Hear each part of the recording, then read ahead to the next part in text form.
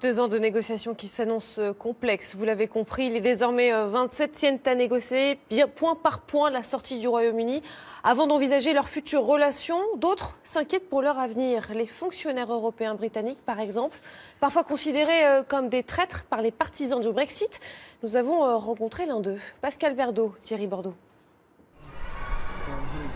Il est venu chercher sa fille, scolarisée dans une école belge.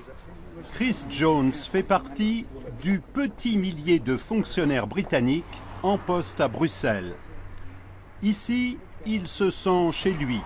Citoyen d'Europe ou du monde, il désire simplement vivre et travailler où il le veut, sans entrave.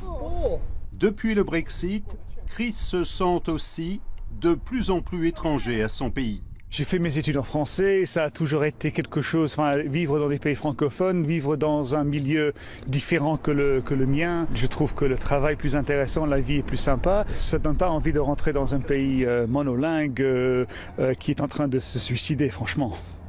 Rupture avec la mère patrie et colère froide. Car pour le moment, Chris ignore à quelle sauce il sera mangé.